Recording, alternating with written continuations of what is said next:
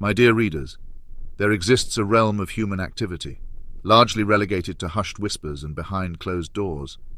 Yet I find myself, against the grain of societal propriety, irresistibly drawn to its depths, the act of farting. Some may flinch at the mere mention, but I implore you, as a serious and curious observer of the human condition, to traverse this path with me. To broach the subject of farting is to open a Pandora's box of sensations, reactions, and, dare I say, profound philosophical implications. The vast spectrum of gaseous emissions, each with its distinct timbre, velocity, and aroma, is nothing short of a marvel, a testament to the labyrinthine intricacies of our internal processes. It was in the company of some of the world's most formidable figures that this obsession took root. Take, for instance, my encounters with Margaret Thatcher, the formidable Iron Lady of Britain. Beneath the steely facade and the political rigour, I harboured an intimate and unyielding aspiration to bear witness to her in this most human of moments.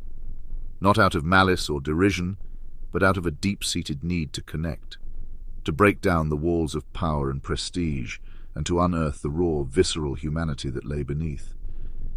Imagine the scene, a dimly lit room, the weight of geopolitical discussions pressing down, the clink of ice in whiskey glasses, and then piercing the air the unmistakable resonant sound of the Prime Minister herself, succumbing to her biological urges. The aroma, an intricate bouquet of what one might imagine to be a mixture of English breakfast tea, robust cigars, and the heavy tomes of parliamentary proceedings, would waft through the air, asserting its presence. Such an event would be an auditory and olfactory symphony, a melding of power, politics, and the very essence of life.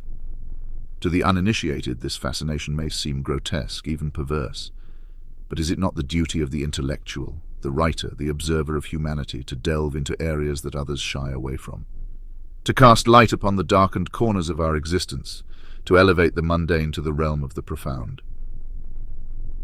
The act of farting, in all its unabashed glory, is a chronicle of one's life. The foods we consume, the air we breathe, the stresses we endure, they all find their voice in this singular act. It's an honest, unfiltered reflection, a diary written not in ink, but in the very gases that emanate from our depths. And it is in this diary that I find the truth of our existence, stripped of pretense and posturing.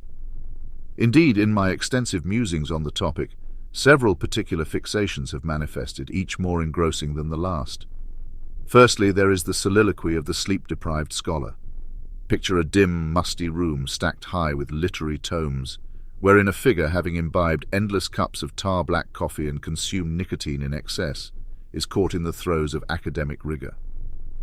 In such moments of heightened cerebral activity, there often emerges a fart of singular complexity, a slow, groaning release, a lament, really.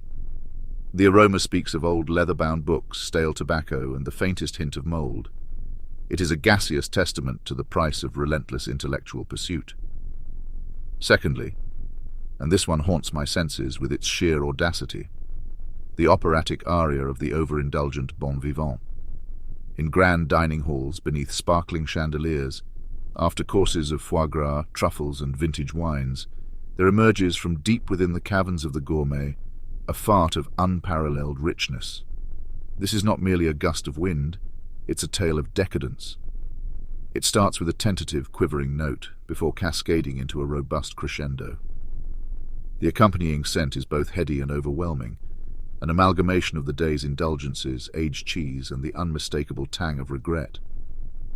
Lastly, and perhaps most morbidly fascinating, is the funeral dirge of the seasoned warrior.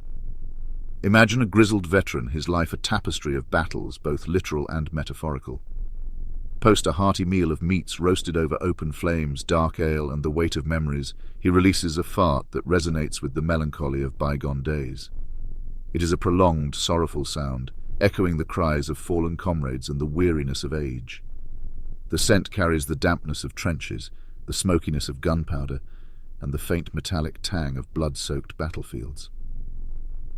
So, while others may scoff and turn up their noses, I stand unashamed in my reverence.